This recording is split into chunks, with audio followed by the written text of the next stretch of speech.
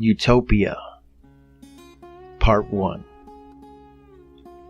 Last weekend, I drove out of town to visit an old friend from college whom I hadn't seen in years. We sat and reminisced about the days gone by, ate a wonderful home-cooked dinner, then all retired to the living room to watch the news. Funny how one episode of the news can change a room full of happy faces into a room full of frowns. It seemed like every other story has something to do with teenagers. They were either fighting, committing crimes, doing drugs, or something worse. What the heck is our country coming to? I asked rhetorically. The answer that I got will forever change the way I look at life. This is a true story. Partially. I agree that our country has got some problems, but as concerned citizens, we have to take a stand, my friend answered. You're exactly right. Well, what can we really do? I asked. My friend exchanged glances with his wife, then looked at me and asked, Do you really want to know the answer? I was almost afraid to nod my head, but I did. To which he responded, Follow me. He led me into his basement and popped a videotape into the player, and we started watching what appeared to be a home movie. But this wasn't an ordinary movie. This looked like a surveillance video capturing a group of teens hanging out in an alley near someone's garage.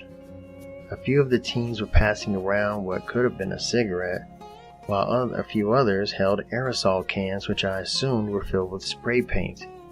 Oh, I get it, I said. You guys organized to gather evidence against the local delinquents and give it to the police to deal with. Great idea. Kind of like a neighborhood watch program, right? I said, smiling as if I had outsmarted the great Sherlock Holmes himself. My friend, however, was not smiling. We used to do that, but the kids would get a slap on the wrist and be back out doing the same things again and worse. So we formed our own group, the Citizens for a Better Future. We are everyday people who believe in good old moral values. Remember the days when kids respected their elders? When your neighbor saw you doing something wrong and told your parents, he asked. Yeah, I said, getting more curious by the moment. Where was he going with all this, I wondered. I'm sure that you've heard the quote, spare the rod and spoil the child. Well, we believe that a lot of today's problems are caused by the fact that many children today are spoiled. So we've banded together to do something about it. Right then, the TV screen showed two minivans pull up to where the teens were located, and 6 adults jumped out dressed in all black garb, including black windbreaker jackets with big bold white letters CFB on the back. The masked adults lined the mischievous teens up against the garage door, and I observed as they took each kid one by one, held him over one of their knees, pulled his pants down, and set to work issuing out 4 to 6 good whacks across the buttocks with the belt. Although there was no sound on this video, I could almost hear the wailing and pleading coming from the teens. I watched carefully, thinking that this is insane. You can't just whip other people's kids, can you?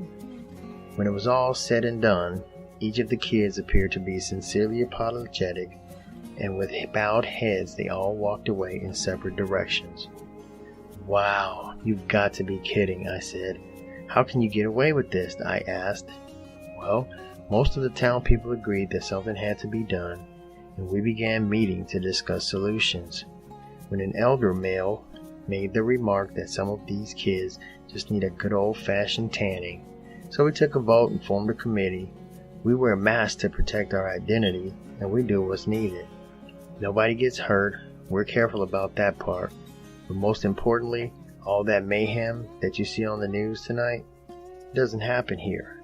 We, the people, will not allow it. We do what we do because we care, my friend said. This was all pretty overwhelming to me, and so I had to let my mind chew on it a bit before I could decide how I felt about it.